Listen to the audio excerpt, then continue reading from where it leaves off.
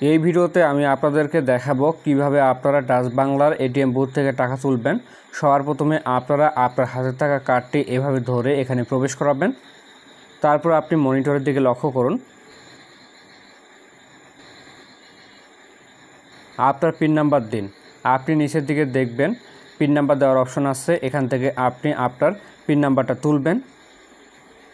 Pin number সঠিক থাকলে মনিটরে দেখুন টাকা উত্তোলন এর পাশে একটা বাটন আছে, আপনি এই বাটনে ক্লিক করবেন।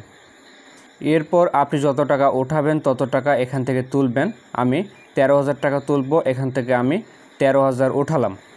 টাকার পরিমাণ ঠিক থাকলে সঠিক অপশনের পাশে একটা বাটন আছে, এখানে ক্লিক করবেন। আমাদেরকে আবারও টাকার পরিমাণটা দিতে বলছে, আবারও টাকার পরিমাণটা তুলব। তারপর সঠিক লেখার সাথে যে বাটন আছে এখানে ক্লিক করব।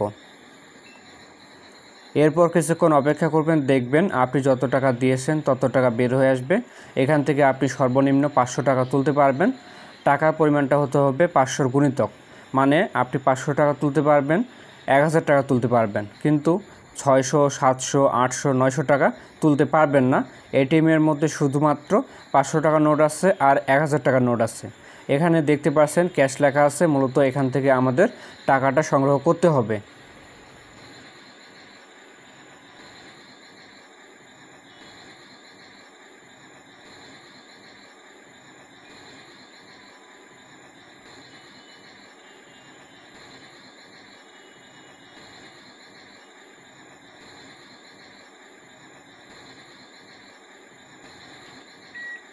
তো এখান থেকে আমি আমার টাকাটা নিয়ে নিলাম। মূলত এই টাকাটা হচ্ছে আমার ইউটিউব থেকে পাওয়া।